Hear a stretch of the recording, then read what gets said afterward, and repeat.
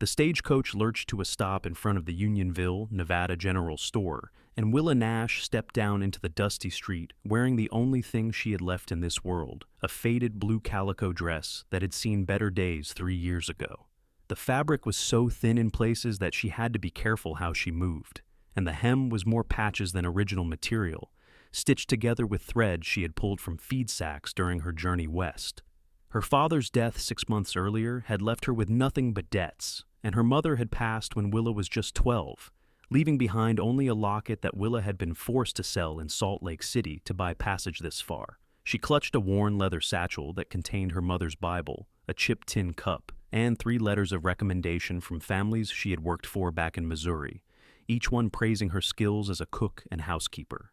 The October sun beat down mercilessly despite the season, and Willa felt sweat trickling down her spine as she surveyed the rough mining town spread out before her.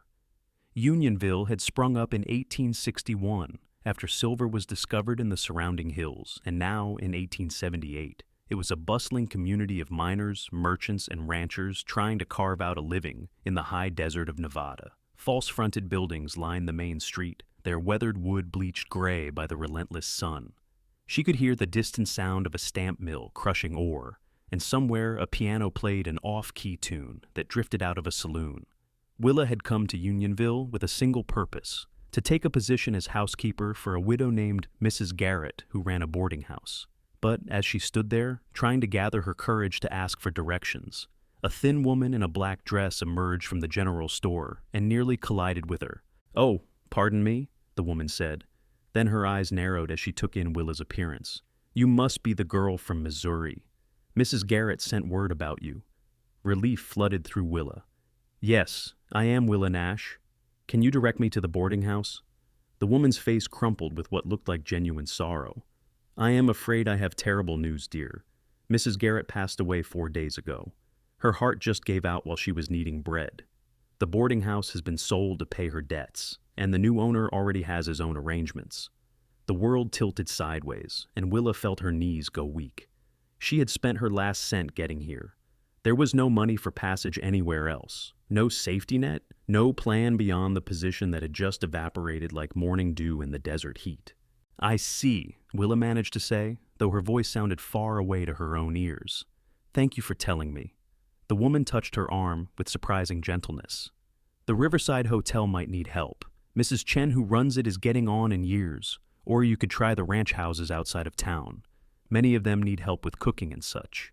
Willa nodded, not trusting herself to speak, and the woman hurried away, casting one last pitying glance over her shoulder.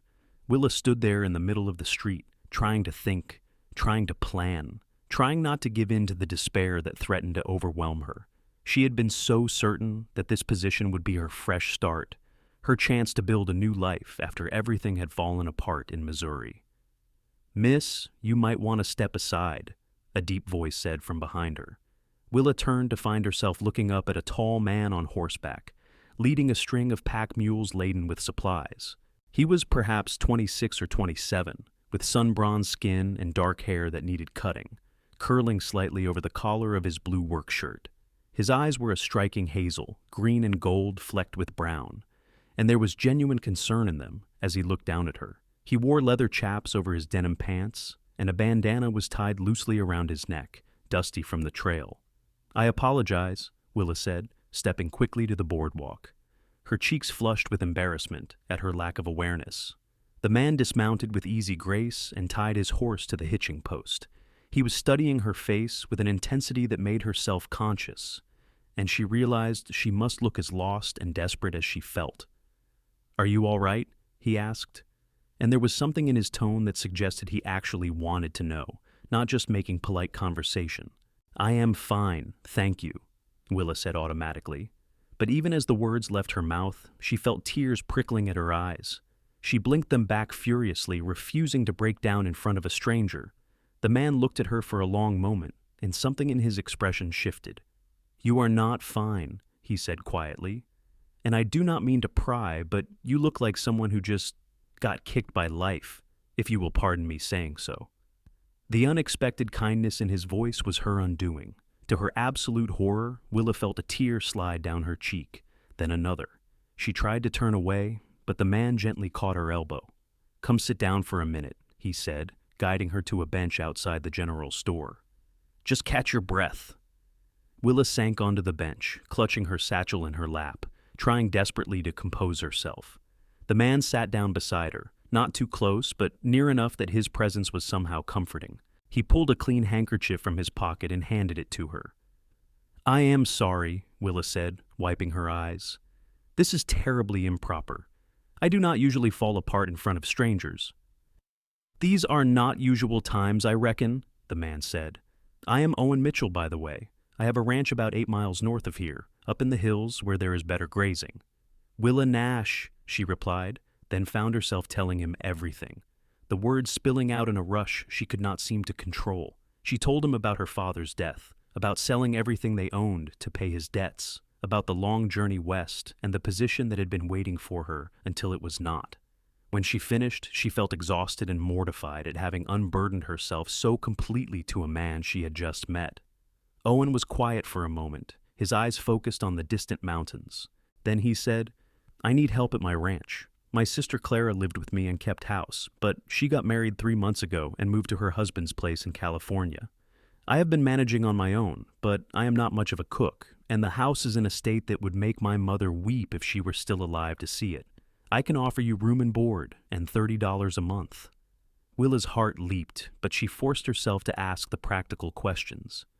"You live alone, then?" "That would not be proper, Mr. Mitchell. I have 2 ranch hands who live in the bunkhouse, Miguel and his son Carlos. They have been with me for 5 years, good men. And Mrs. Yates, a widow from town, comes out twice a week to do laundry and can serve as chaperone if that eases your mind. You would have your own room, Clara's old room. It has a lock on the door, if that would make you more comfortable."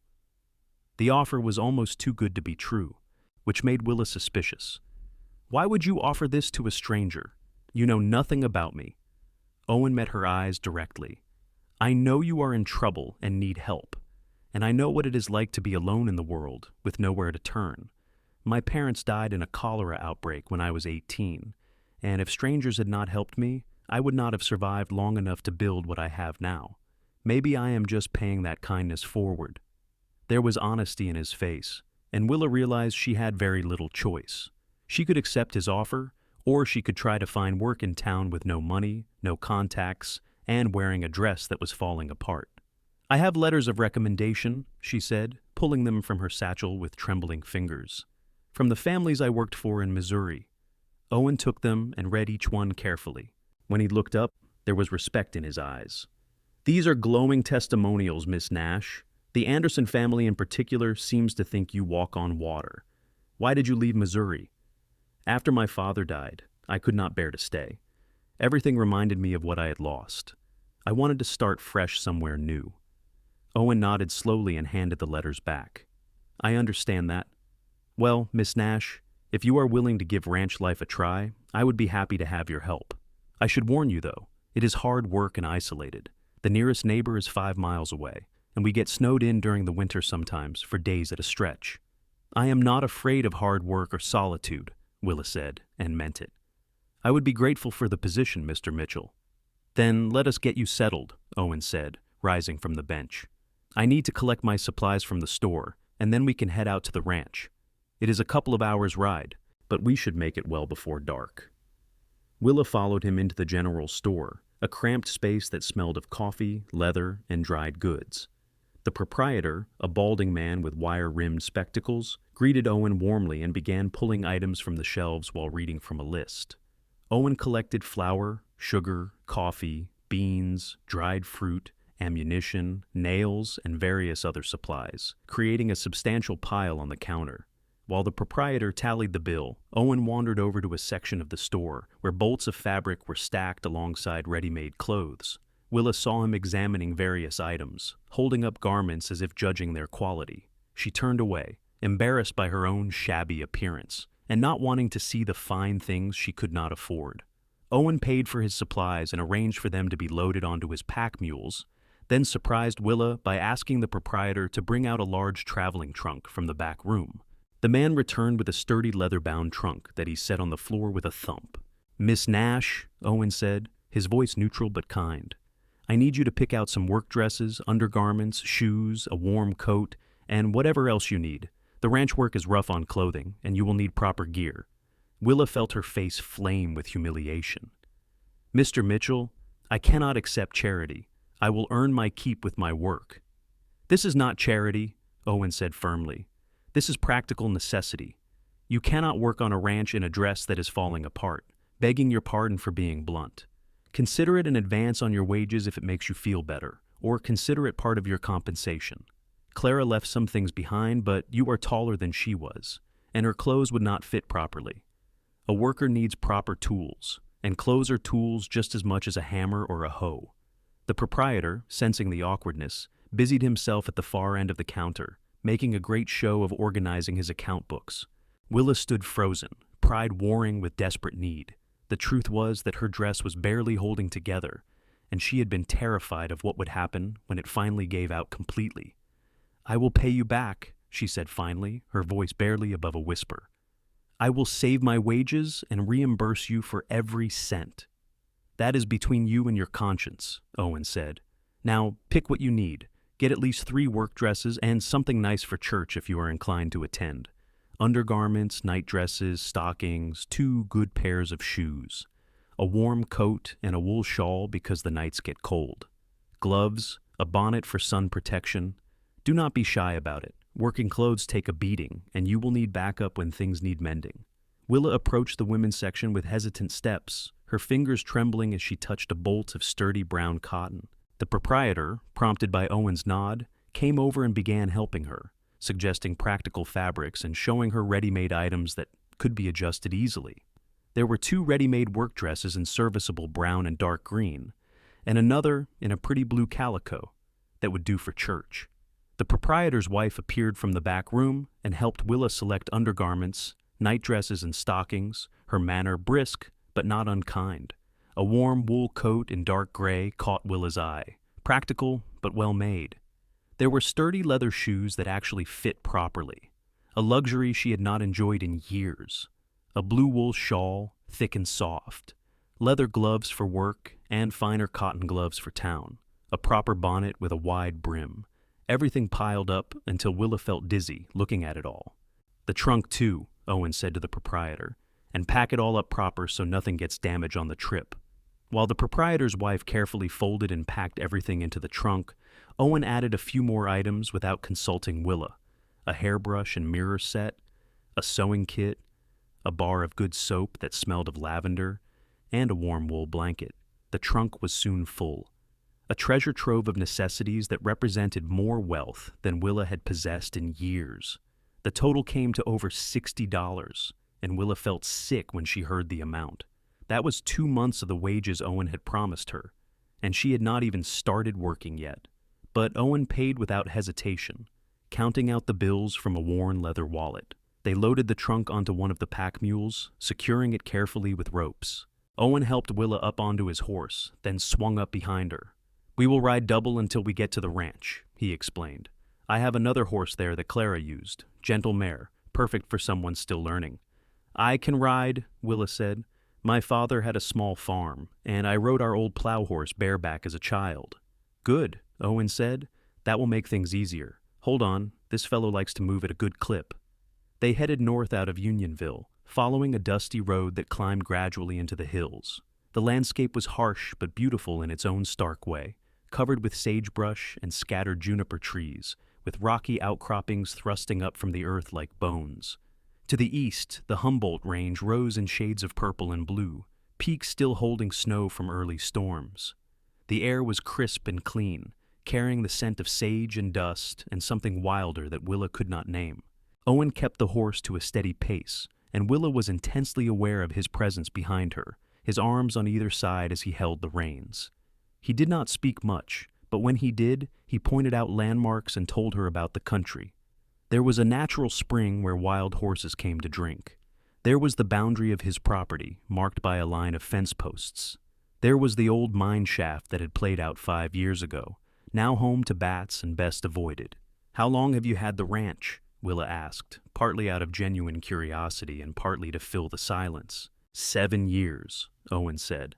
I worked as a ranch hand for a man named Samuel Carter for 3 years after my parents died, saved every penny I could.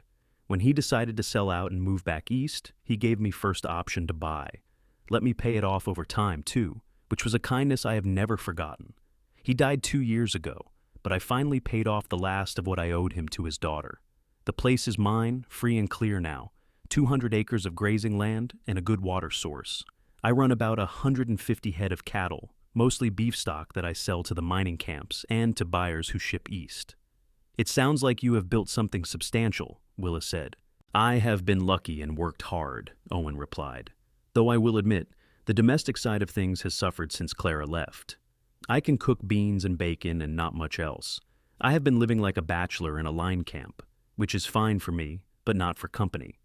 The road wound higher into the hills, and eventually Owen turned off onto a narrower track that led through a grove of cottonwoods. They emerged into a valley where a creek ran clear over smooth stones, and Willa saw the ranch spread out before her. The house was a solid log structure with a covered porch running along the front, larger than she had expected. There was a barn, a corral with several horses, a chicken coop, and a smaller building that must be the bunkhouse.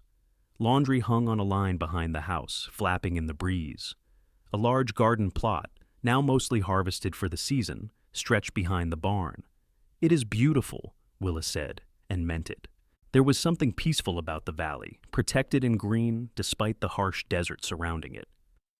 The creek runs year-round, Owen said with obvious pride. That is what makes this place viable. Water is everything out here. They rode into the yard, and 2 men emerged from the barn. The older one was perhaps 50, with weathered brown skin and gray threading through his black hair.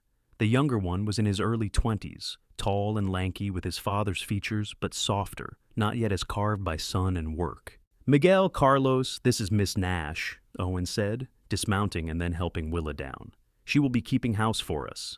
Miss Nash, these are the best ranch hands in Nevada. Miguel swept off his hat and gave a courtly nod.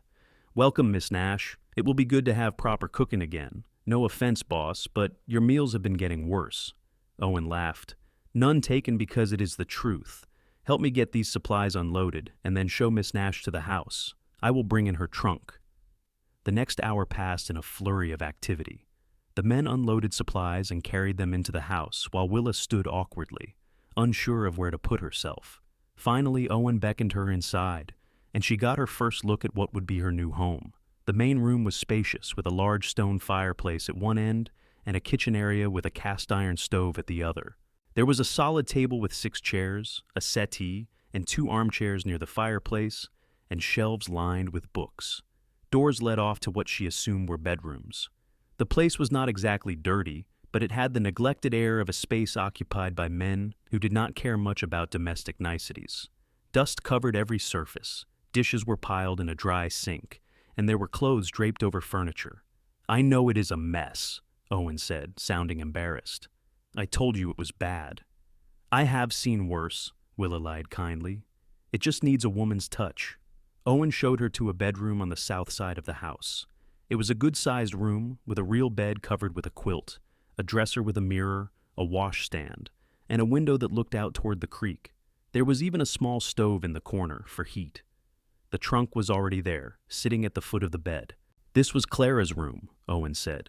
She took most of her things with her, but feel free to use whatever she left. The house has 3 bedrooms. This one is yours, mine is across the hall, and there is a smaller one I use for storage. The privy is out back, but there is a chamber pot in the washstand cabinet. We heat water for baths in a big tub in the kitchen on Saturday nights usually, but you can arrange that however works best for you. Willa looked around the room, feeling something loosen in her chest. It was not fancy, but it was clean and private, and more than she had dared hope for when she stepped off that stagecoach just hours ago. Thank you, she said, and was horrified to feel tears threatening again. I am sorry. I do not usually cry like this. It has been a difficult day. You have nothing to apologize for, Owen said gently. Take some time to settle in. There is a pitcher of water on the washstand, and fresh linens in the trunk at the foot of the bed if you want to make it up proper. When you are ready, come out to the kitchen and I will show you where everything is. No rush, though. Rest if you need to.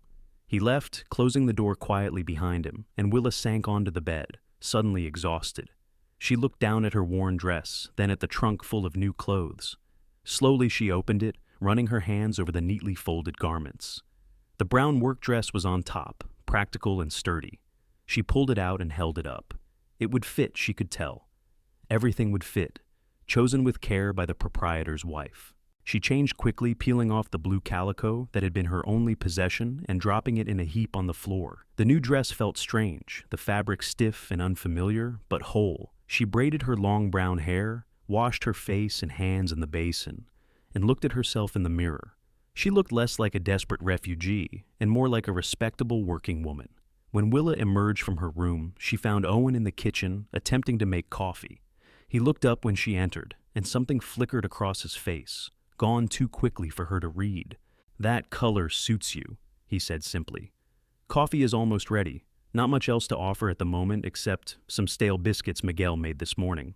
They are harder than rocks, but you can dunk them." "Let me see what supplies we have," Willa said, moving into the kitchen space with purpose. "I can put together a proper supper." She found flour, lard, salt pork, dried beans, canned tomatoes, onions, and various other staples in the pantry. There were eggs from the chickens and milk in a cool box that Owen explained was kept cold by water from the creek running through a channel beneath it. Within an hour, Willa had biscuits baking in the oven, beans simmering with salt pork and onions, and eggs scrambled with wild herbs she found growing near the back door. Owen set the table without being asked, and when Miguel and Carlos came in from the barn, they stopped dead at the sight and smell of real cooking. "Mother of God," Carlos breathed. "Is that fresh biscuits I smell?" "Sit down and eat while it is hot," Willa said, feeling a small flutter of satisfaction at their obvious appreciation. The meal was simple, but after weeks of Owen's terrible cooking and Miguel's heavy hand with salt, it tasted like a feast. The men ate with focused appreciation, and Willa found herself relaxing slightly, feeling useful for the first time in months. This she could do. This she was good at. After supper, Miguel and Carlos returned to the bunkhouse, and Owen helped Willa clean up the dishes. They worked in comfortable silence, and Willa found herself studying him when she thought he was not looking. He was a handsome man, she acknowledged, but more than that, he moved with a quiet confidence that suggested he was comfortable in his own skin. His hands were scarred and calloused from hard work, but he handled the dishes with surprising care. "You did not have to help," Willa said. "I can manage the kitchen work." "Clara always said that cooking was a joint effort and cleaning should be too," Owen replied. "Though, I will admit, Miguel and Carlos and I got out of the habit once she left. But you cooked, so the least I can do is help clean." "Your sister sounds like she was formidable," Owen laughed. "She is. You would like her. She is practical and stubborn and kind. She only left because she fell crazy in love with a man from California who came through buying cattle. Daniel is a good man, runs a ranch south of Sacramento. I miss her like blazes, but I am happy she found someone who makes her smile like that." There was affection in his voice, and Willa felt a pang of something like envy. She had no siblings, no family left at all, just herself and the uncertain road ahead. That night, Willa lay in Clara's bed, wearing one of her new night dresses, listening to the unfamiliar sounds of the ranch settling around her. An owl hooted somewhere outside, the creek burbled over stones, the house creaked gently. She thought about the strange turn her life had taken in just one day, from despair in the dusty street to this quiet room with its warm quilts and locked door. Owen Mitchell was either a genuinely kind man or something else entirely, and time would tell which. For now, though, she was fed and safe and clothed, and that was more than she had dared hope for this morning.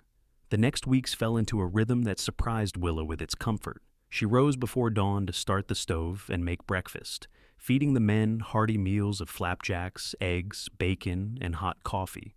While they went out to tend the cattle and mend fences and do the 100 other tasks that kept a ranch running, Willa cleaned the house from top to bottom, scrubbing floors and washing windows and beating dust from curtains. She cooked meals that made the men close their eyes in appreciation: roasted chicken with potatoes, beef stew thick with vegetables, apple pies made from dried fruit, and her own flaky crust. Mrs. Yates came out twice a week as promised, a cheerful widow in her 50s who did laundry and provided company for Willa. She was a fountain of information about the area, sharing gossip and news with the enthusiasm of someone who genuinely enjoyed people. From her, Willa learned that Owen was well respected in the community, known for his honesty and fair dealing. She learned that he had been courted by several women in town over the years, but had shown no interest in remarrying after losing his young wife in childbirth 7 years ago, a tragedy that had almost destroyed him. "The baby died too," Mrs. Yates said sadly, shaking her head as she stirred a pot of laundry over the fire. A little boy. Owen was only 19 then, just married a year to sweet Molly Carter. She was Samuel Carter's youngest daughter, pretty as a picture. The labor went wrong, and there was nothing the doctor could do. Owen blamed himself for months, would not talk to anyone, just worked from dawn until he dropped. His sister Clara moved out here to take care of him, and slowly he came back to himself. But he has not looked at another woman since, at least not seriously. Willa absorbed this information quietly, understanding Owen a little better. The sadness she sometimes glimpsed in his eyes made sense now, as did his fierce independence and his dedication to building something solid and lasting. She found herself watching him more than she should, noticing the way he moved with unconscious grace, the way he was gentle with the horses and patient with the cattle. He had a quiet sense of humor that emerged at unexpected moments, making her laugh over supper with dry observations about the chicken's opinions of Carlos or the way Miguel's horse seemed to judge everyone. He read books in the evening, real literature, not just dime novels. She caught him with Shakespeare one night and could not hide her surprise. "Clara left her books behind," Owen explained, looking slightly embarrassed. "I never had much schooling, but she taught me to read proper when I was younger. I like the sound of the words, even if I do not always understand what they mean." "That is Hamlet," Willa said. "One of the tragedies." "Everyone dies in the end," Owen said. "I figured that out. But there is something about the way he talks about life and death that feels true, even through all the fancy language." They began reading together in the evenings sometimes, Willa helping Owen through the difficult passages and explaining references he did not understand. It became her favorite part of the day, sitting near the fire while the autumn wind howled outside, sharing stories and words and slowly, carefully becoming friends. November came, and with it, the first real cold. Owen spent several days helping Miguel and Carlos bring the cattle down from the higher pastures to the valley where they could be fed through the winter. Willa preserved everything she could from the garden, canning vegetables and making pickles and storing root vegetables in the cellar. She baked bread twice a week, and the smell of it filled the house with warmth. One evening, Owen came in from the barn to find Willa attempting to reach something on a high shelf in the pantry. She was standing on a chair, stretching up on her toes, when the chair wobbled. She felt herself falling backward and let out a startled cry, but strong hands caught her waist and steadied her. "Careful," Owen said, his voice close to her ear. "That chair has a wobbly leg. I keep meaning to fix it." Willa found herself turned around in his arms, her hands instinctively gripping his shoulders for balance. They were standing very close, close enough that she could see the gold flecks in his hazel eyes, close enough to feel the warmth of him through her dress. For a moment, neither of them moved. Then Owen stepped back, clearing his throat. "What were you trying to reach?" he asked, his voice rougher than usual. "The molasses," Willa said, feeling her cheeks flame. "I wanted to make gingerbread." Owen reached up easily and retrieved the jar, handing it to her. Their fingers brushed, and Willa felt a tingle run up her arm. She took the jar quickly and stepped away, busying herself at the counter. "Thank you," she managed to say. "Anytime," Owen replied, and there was something in his tone that made her heart beat faster. After that, the air between them seemed charged with an awareness that had not been there before. Willa caught Owen watching her sometimes, his expression unguarded and hungry. She found herself thinking about him at odd moments, remembering the strength of his hands when he caught her, the warmth of his body, the way his eyes crinkled when he smiled. December brought snow, soft flakes at first, and then a blizzard that lasted 3 days, piling drifts against the house and barn. They were snowed in completely, and Miguel and Carlos stayed in the bunkhouse, coming to the main house only for meals. Willa and Owen were thrown together in the warm confines of the house, and the intimacy of it was both comforting and unsettling. On the 3rd day of the storm, Owen was restless, pacing like a caged animal. "I am not used to being cooped up," he admitted. "I need to be doing something." "Help me make Christmas decorations," Willa suggested impulsively. "I know it is still 2 weeks away, but we could use some cheer." They spent the afternoon making paper chains from old newspapers and sewing popcorn strings. Owen whittled small figures from wood scraps, a horse and a cow and a star. Willa took scraps of fabric from her sewing basket and made small ornaments stuffed with dried lavender. They talked about Christmases past, about traditions and memories, and Willa found herself sharing stories she had not told anyone in years. "My mother used to make a special cake," she said softly, "with dried fruits soaked in brandy and covered in white icing. It took days to prepare, and she would only make it once a year. After she died, my father tried to make it once, but it was a disaster. We ended up laughing so hard we cried, and then just crying. We never tried again." Owen was quiet for a moment. "My mother sang," he said finally. "She had the most beautiful voice, and on Christmas Eve she would sing carols while my father played the fiddle. Clara has the voice, but I cannot carry a tune to save my life. Sometimes I dream I can hear her singing, and I wake up with my face wet." Willa reached out without thinking and took his hand. Owen looked down at their joined hands, then up at her face, and something shifted between them, something profound and a little frightening. "Willa," he said quietly, "I need to tell you something." "What is it?" "I hired you because you needed help, that is true. But I have to be honest, from the moment I saw you standing in that street, looking lost and brave and so damn beautiful despite everything, I felt something. I have not felt anything for anyone since Molly died, not like this. And every day you have been here, it has gotten stronger. I know this is not proper, and you are in my employ, and I should not say anything. But I cannot keep pretending I do not feel what I feel." Willa's heart was hammering so hard, she thought he must be able to hear it. "What do you feel?" she whispered. "Like I am waking up after a long sleep," Owen said. "Like the world has color again. Like I want to know everything about you, every thought and dream and fear. Like I want to protect you and make you smile and be the reason you are happy." "Owen," Willa breathed, "I feel the same way. I have been trying not to because it seemed impossible, but I cannot stop thinking about you, about us." He stood up, pulling her with him, and cupped her face in his work-roughened hands. "Can I kiss you?" he asked, his voice rough with emotion. "Yes," Willa said, and then his lips were on hers, gentle at first, and then deeper, more urgent. She wound her arms around his neck and kissed him back with all the longing she had been suppressing for weeks. When they finally broke apart, both were breathing hard. "I think I am falling in love with you," Owen said, resting his forehead against hers. "Actually, I am pretty sure I already have." "I love you too," Willa said, and realized it was true. Somewhere between the cooking and the reading and the quiet moments shared, she had fallen completely for this kind, strong man who had saved her when she had nothing. The storm broke the next day, and the sun came out, turning the snow-covered valley into a wonderland of sparkling white. Owen and Willa walked out together, crunching through the drifts, holding hands like children. Miguel and Carlos saw them and exchanged knowing grins, but said nothing. That night, Owen sat Willa down at the kitchen table with a serious expression. "I want to marry you," he said without preamble.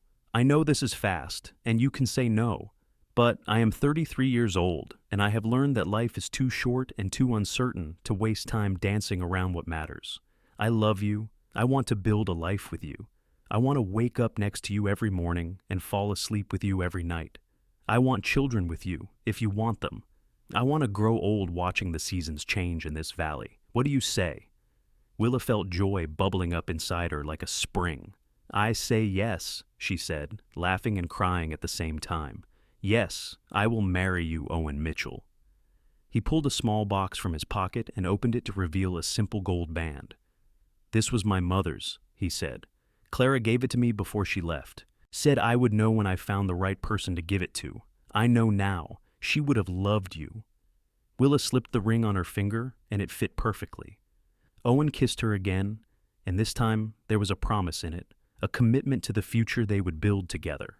They were married 3 days before Christmas in a small ceremony at the church in Unionville. Mrs. Yates was there, crying happy tears. Miguel and Carlos came, dressed in their best clothes. The pastor's wife played the organ, and Willa wore the blue calico dress from her trunk, the one that was too nice for everyday work. Owen wore a suit that Clara had apparently bullied him into buying several years ago, and he looked so handsome that Willa's breath caught. They spoke their vows in voices that shook with emotion, promising to love and honor and cherish through all the days of their lives. When the pastor pronounced them husband and wife, Owen kissed her with such tenderness that Willa felt tears streaming down her face. They had a wedding supper at the ranch, a feast that Willa and Mrs. Yates had prepared together. There was roasted turkey, mashed potatoes, gravy, fresh bread, green beans, cranberry sauce, and 3 different kinds of pie. Miguel played the guitar, and Carlos surprised everyone by singing in a clear, sweet tenor. They danced in the kitchen, Owen whirling Willa around while she laughed breathlessly. That night, alone in Owen's room, which was now their room, Willa stood nervously in her new nightdress while Owen banked the fire. He came to her slowly, taking her hands in his. "Are you scared?" he asked gently. "A little," Willa admitted, "but happy. So happy I can hardly believe this is real." "It is real," Owen said, kissing her forehead, her cheeks, her lips. "You are my wife, and I am your husband, and we have the rest of our lives to figure everything else out together." They came together with tenderness and growing passion, learning each other in the soft glow of firelight. Owen was patient and gentle, and when Willa cried out, it was with pleasure and wonder at the intimacy of it, the way 2 people could become one in more than just words. Afterward, they lay tangled together, her head on his chest, listening to the steady beat of his heart. "I love you," Willa whispered. "I did not think I could be this happy." "Neither did I," Owen said, stroking her hair. "You brought light back into my life, Willa. You made me remember how to hope." Christmas was magical that year. They decorated the house with their handmade ornaments, and Owen cut a small pine tree that they brought inside and covered with decorations. Willa made her mother's special cake from memory, and somehow it turned out perfectly. On Christmas morning, they exchanged simple gifts. Owen gave Willa a beautiful shawl he had ridden into town to buy, deep red wool soft as a cloud. Willa gave Owen a shirt she had sewn in secret, stitching it late at night after he had fallen asleep, with careful embroidery on the cuffs. Winter deepened, and they settled into married life with surprising ease. Willa learned that Owen snored sometimes and always woke before dawn. Owen learned that Willa sang while she cooked, and that she had a fierce competitive streak when playing cards. They learned each other's bodies and hearts, the geography of scars and the landscape of dreams. In February, Willa realized she had missed her monthly courses. She said nothing at first, afraid to hope, but when another month passed and she began feeling queasy in the mornings, she knew. One evening, she took Owen's hand and placed it on her still flat stomach. "There is a baby," she said simply. "Our baby." Owen's face went through a dozen emotions in as many seconds, joy and fear and wonder. "Are you sure?" he asked, his voice shaking.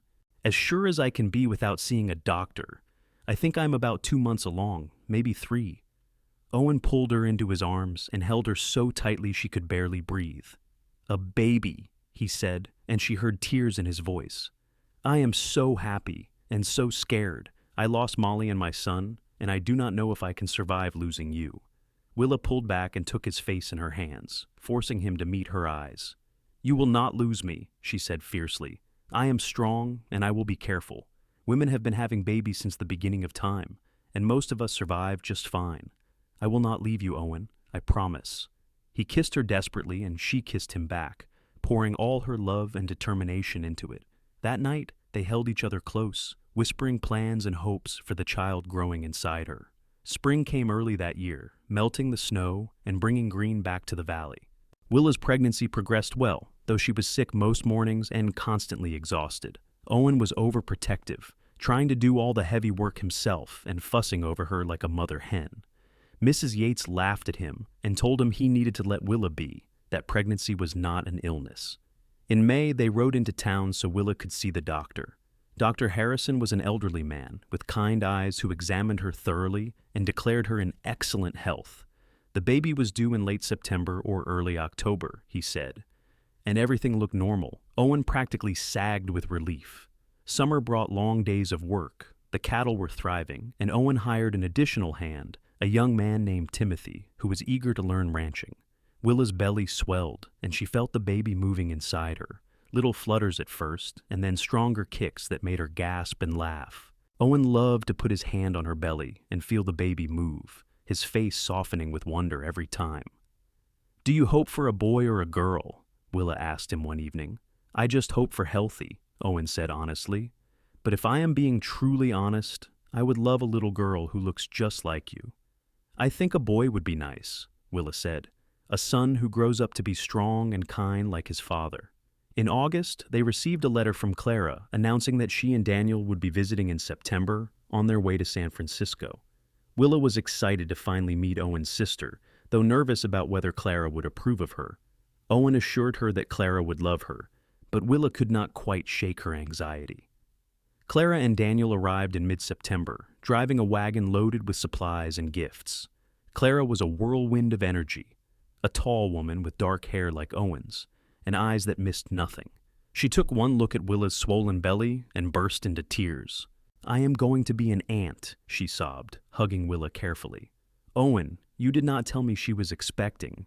This is the most wonderful news." "I wanted to surprise you," Owen said, grinning at his sister's reaction. Daniel was a quiet man, with laugh lines around his eyes, clearly devoted to his wife. Over the next few days, Willa and Clara bonded quickly, talking late into the night about everything and nothing. Clara shared stories about Owen as a boy, mischievous and brave and sometimes reckless. She also talked about the terrible time after Molly's death, how scared she had been that Owen would never recover. "But he has," Clara said, taking Willa's hands. "Thanks to you, I can see it in his eyes, how he looks at you. He is whole again, happy again. You gave him back his life." "He saved mine," Willa said quietly. "I had nothing when I came here. He gave me everything." "You gave each other everything," Clara said wisely. "That is how the best love stories work." Clara and Daniel stayed for a week, and their visit was filled with laughter and good food, and the kind of easy companionship that comes from family.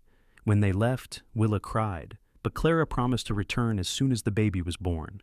2 weeks later, Willa woke in the middle of the night with a sharp pain in her back. At first she thought she had just slept wrong, but then the pain came again, wrapping around her belly and squeezing hard. She shook Owen awake. "It is time," she said, trying to keep the fear out of her voice. Owen was up immediately, pulling on his clothes with shaking hands.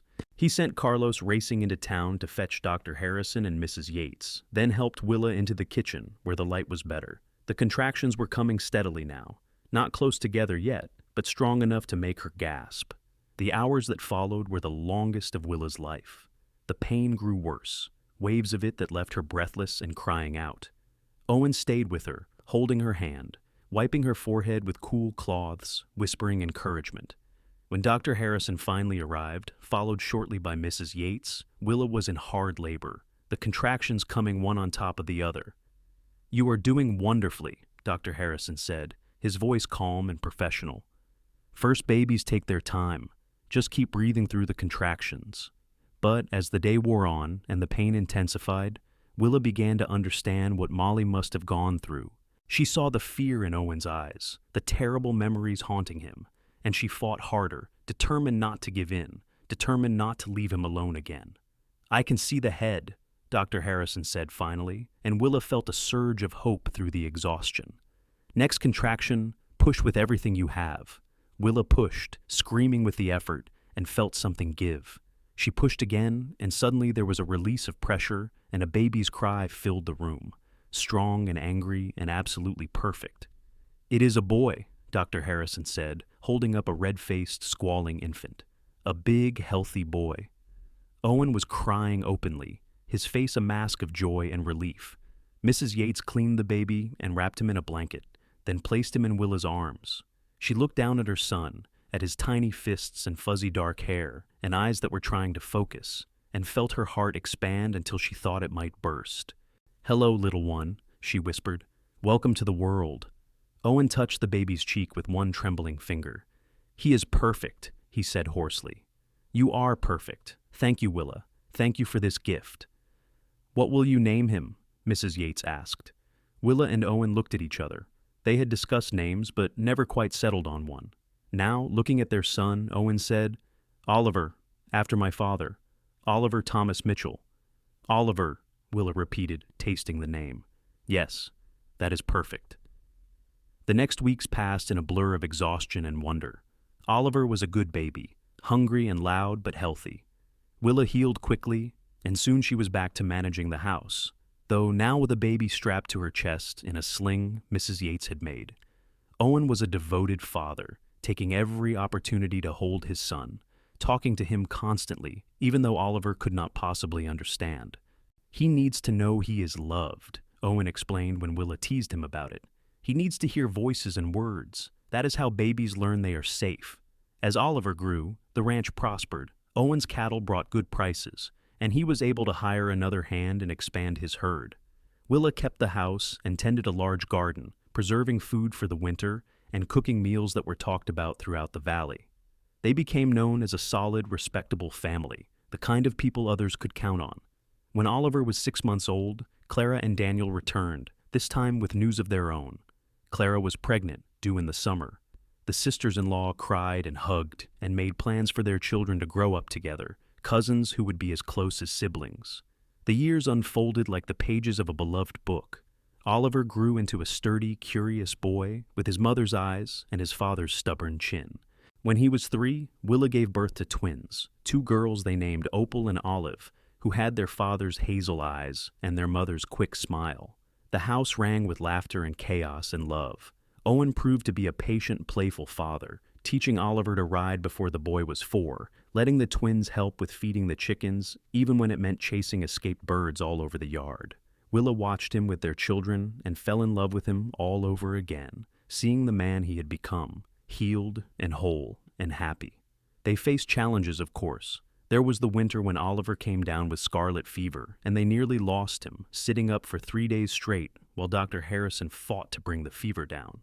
There was the drought year, when they had to sell half the herd and tighten their belts, eating beans and cornmeal for months. There was the time a mountain lion killed several cattle, and they had to hunt it, Owen and Miguel tracking it for days before finally ending the threat. But through it all, they had each other.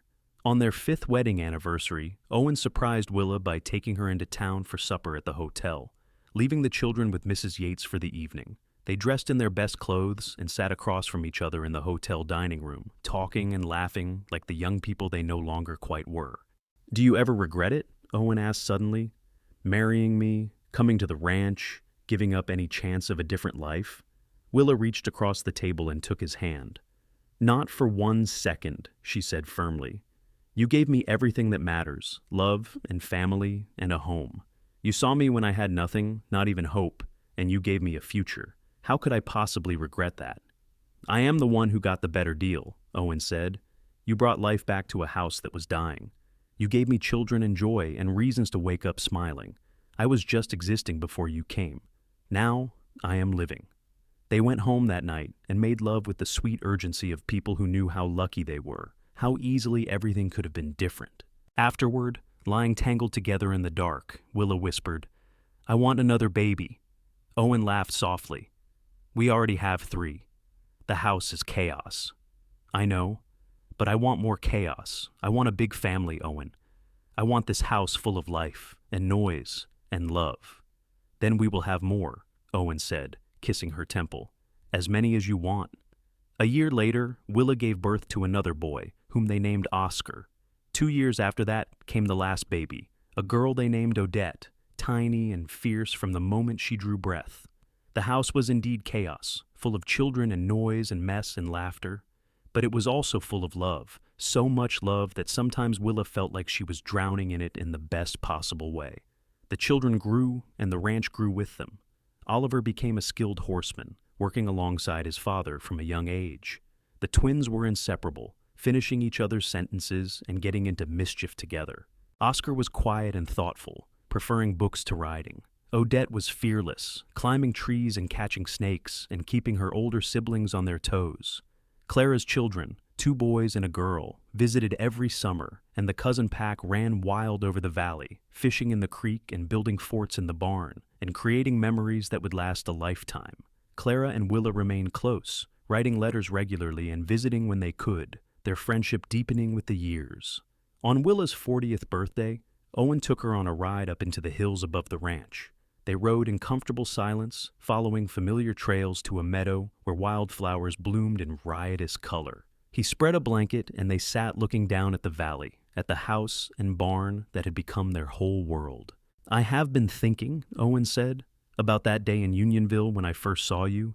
You were standing in the street looking so lost, and I almost rode past. I was on my way to the store and had 100 things on my mind, but something made me stop.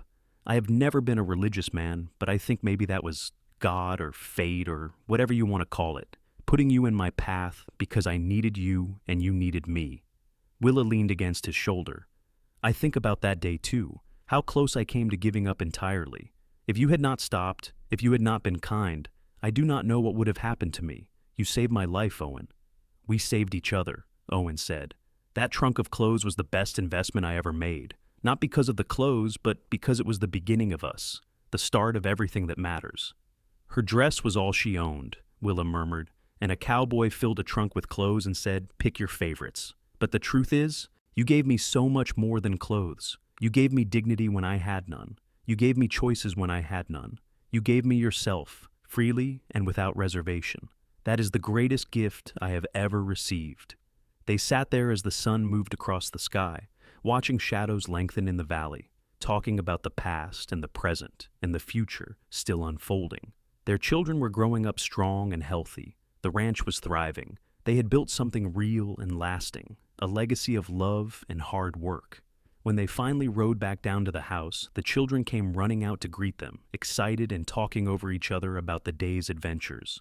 Odette had found a nest of baby rabbits. Oscar had finished a whole book. The twins had baked a cake that was slightly lopsided but made with love. Oliver had fixed the broken fence post all by himself. That night, after the children were finally asleep and the house was quiet, Willa and Owen sat on the porch watching stars emerge in the darkening sky. Willa thought about the long road that had brought her here, all the loss and fear and desperate hope. She thought about that blue calico dress, worn so thin you could see through it in places, the only thing between her and absolute destitution. She thought about Owen's kindness, seeing her need, and responding with generosity that had changed everything. "What are you thinking about?" Owen asked, taking her hand. "I am thinking that I am grateful," Willa said, "for all of it, even the hard parts, because they brought me here, to you, to our life together.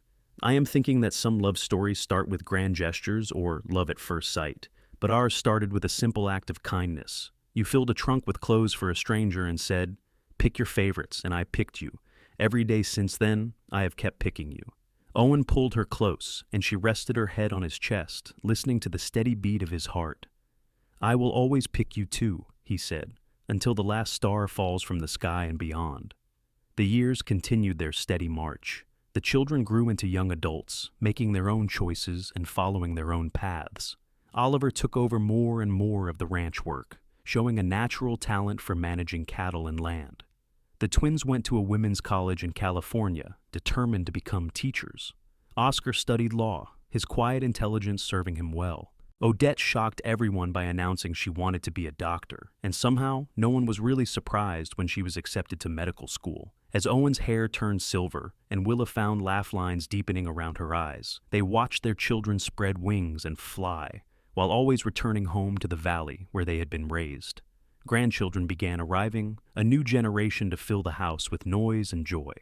On their 25th wedding anniversary, their children threw them a party that brought the whole valley together. There was food and music and dancing. Miguel, now retired but still visiting regularly, made a speech about how he had watched two lost souls find each other and build something beautiful. Mrs. Yates, well into her 70s but still spry, cried happy tears and declared that Willa and Owen were proof that true love existed. Clara and Daniel came all the way from California, and the two sisters stayed up late into the night, reminiscing and laughing and crying. Clara told Willa that Owen had written her after that first week, saying he had met the woman he was going to marry, even though he had only just hired her. Clara had been skeptical, worried that Owen was rushing into something because he was lonely. But when she had met Willa, she had understood immediately. Some people were just meant to find each other. As Willa and Owen danced together in the barn that had been decorated with lanterns and ribbons, she thought about everything they had built together, not just the physical ranch and house, but the family, the love, the life. She thought about the girl she had been at 22, desperate and alone in a dusty street with nothing but a worn-out dress. She thought about the man who had stopped to help her, seeing past the poverty to the person beneath. "What are you thinking about?" Owen asked, his voice still strong, though his body was not quite as spry as it once had been. I am thinking that I would do it all again, Willa said. Every hard moment, every scared moment, every moment of joy. I would walk that same road 1,000 times, if it meant ending up here, with you, with our family, with this life we have made. Owen kissed her, and it was sweet and familiar, and still made her heart skip a beat even after 25 years. I love you, he said, today, tomorrow, and every day after that. You are the best thing that ever happened to me, Willa Mitchell. And you are the best thing that ever happened to me, Willa replied. My cowboy who filled a trunk with clothes and gave me back my life. They danced until the stars wheeled overhead, and their children finally insisted they sit down and rest. They sat together on a hay bale, surrounded by family and friends, and Willa felt a contentment so deep it was almost painful. This was what happiness looked like, this messy, chaotic, beautiful gathering of people bound together by love and shared history. The years became decades. Owen's knees started bothering him, and he finally let Oliver take over the day-to-day running of the ranch, though he still went out every morning to check on the cattle. Willa's hands grew stiff with arthritis, making the fine needlework she loved more difficult, but she persisted, creating quilts for each grandchild. They sat on the porch together in the evenings, holding hands and watching the sun set over the valley that had been their home for so long. When Willa was 63, she fell ill with pneumonia. For a week, Owen barely left her side, holding her hand and telling her stories, refusing to let her go. Dr. Harrison, now retired but still making house calls for old friends, fought alongside them, and slowly, miraculously, Willa rallied. When she finally opened her eyes clear of fever, the first thing she saw was Owen's face, haggard and worn, but lit with joy. You are not allowed to leave me yet, Owen said, his voice breaking. We have years left, you hear me? Years and years. I am not going anywhere, Willa promised, squeezing his hand weakly. You are stuck with me, Owen Mitchell. She recovered slowly, and when she was finally strong enough to sit on the porch again, all the children came home to celebrate. They gathered around her, all 5 of them now adults with families of their own, and they told her how much she meant to them, how she had shown them what strength and grace and love looked like. Oliver, now 35, and the image of his father at that age, told her about the values she had instilled in him, honesty and hard work, and treating people with dignity regardless of their circumstances. The twins, elegant women teaching at schools in San Francisco, talked about how she had encouraged their education, even when others said it was unnecessary for girls. Oscar, a successful lawyer in Carson City, credited her with teaching him that intelligence without compassion was worthless. And Odette, now a doctor working in a clinic for minors and their families, said her mother's example of caring for others had shaped her entire life. Willa cried as she listened, overwhelmed by how these people she and Owen had created had grown into such fine human beings. I am so proud of all of you, she said. You are my greatest achievement, better than anything I could have dreamed. More years passed, and Willa and Owen settled into the rhythm of old age together. Their bodies slowed, but their minds remained sharp, and their love for each other only deepened. They celebrated their 50th wedding anniversary surrounded by children, grandchildren, and even a few great-grandchildren, a vast clan that had sprung from that chance meeting in a dusty street so many years ago. On a warm evening in September, as the sun set in shades of gold and pink, Willa and Owen sat together on the porch, as they had done thousands of times before. Owen's hand was wrapped around hers, and they sat in comfortable silence, no need for words after so many years together. Do you remember when you first brought me here? Willa asked suddenly. I was so scared and so grateful. I thought you were either a saint or had some ulterior motive. Owen chuckled. I remember thinking you were the most beautiful woman I had ever seen, even in that worn-out dress. I remember wanting to make things better for you, to see you smile. I remember falling in love with you long before I admitted it to myself. You gave me everything, Willa said. A home, a family, a life beyond anything I could have imagined, all because you saw someone in need and chose to help. You gave me just as much, Owen said. You brought me back to life when I was just going through the motions. You gave me children and joy and reasons to be grateful every single day. That trunk of clothes cost me $60. You have given me 60 years of happiness. I think I got the better deal. They sat until the stars came out, holding hands and watching the moon rise over the mountains. The house behind them was full of family, laughter drifting out through the open windows. The valley spread out before them, peaceful and familiar and home. "I love you," Willa said. "Thank you for stopping that day. Thank you for seeing me. Thank you for choosing me." "I will always choose you," Owen said. "In this life and whatever comes after. You are my heart, Willa." They sat together as the night deepened, two people who had built a life from nothing more than kindness and hope and love. And as the stars wheeled overhead in their ancient patterns, Willa thought about that worn blue calico dress, about the trunk full of clothes, about the choice that had changed everything. She had picked her favorites from that trunk all those years ago, but the real favorite had been the man who offered it, who saw her worth when she had nothing.